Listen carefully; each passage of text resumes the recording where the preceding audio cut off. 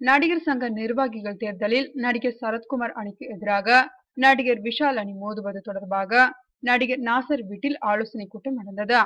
இதில் அதிமுக நட்சத்திர பேச்சாளரும் வில்லன் நடிகருமான ஆனந்த்ராஜ், திமுகவை சேர்ந்த பூச்சி முருகன் ஆகியோர் கலந்து கொண்டனர். சரத்குமார் அணி அதிர்ச்சி அடைந்துள்ளது. நடிகர் சங்க நிர்வாகிகளின் தேர்தல் மே மாதம் அல்லது ஜூலையில் நடைபெற உள்ளது.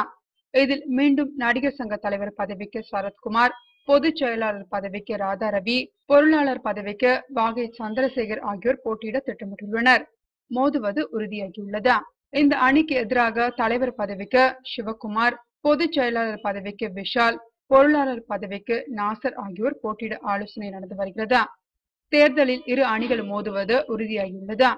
நடிகர் சங்கத்திற்கு சொந்த கட்டடம் வேண்டும் என்பதில் விஷால் தீவிரமாக இருக்கிறார். சொந்த கட்டிடம் கட்டி முடித்த பின் தான் என் திருமணத்தை நடத்துவேன் என விஷால் சபதம் செய்துள்ளார். சமீபத்தில் தன் பிறந்தநாள் கொண்டாட்டத்தின் போது ரசிகர் மன்றங்களை நற்பணி இயக்கமாக மாற்றினார். நடிகர்கள் சூர்யா, கார்த்தி, ஜீவா, ஆர்யா, மன்சூர் அலிகான், கருணாஸ் போன்றோர் விஷால் அணிக்கு ஆதரவு அளிக்க தயாராகியுள்ளனர். இந்த சூழ்நிலையில் அதிமுக நட்சத்திர பேச்சாளரும் வில்லன் நடிகருமான ஆனந்த்ராஜ் விஷால் அணிக்கு ஆதரவு அளிக்க முன்வந்துள்ளார். சென்னை டி நகரில் உள்ள நாசர் வீட்டில் தேர்தல் ஆலோசனை கூட்டம் நடந்தது. அதில் ஆனந்த்ராஜ், பூச்சி முருகன் ஆகியோர் பங்கேற்றனர். நடிகர் சரத்குமார் தலைமையிலான சமத்துவ மக்கள் கட்சி அதிமுக கூட்டணியில் இடம்பெற்றுள்ளது. எனவே நடிகர் சங்க தேர்தலில் அதிமுக நடிகர்கள் சரத்குமாருக்கு எதிராக செயல்படுவாரா என்ற கேள்வி திரையுலகத்திடம் எழுந்துள்ளது.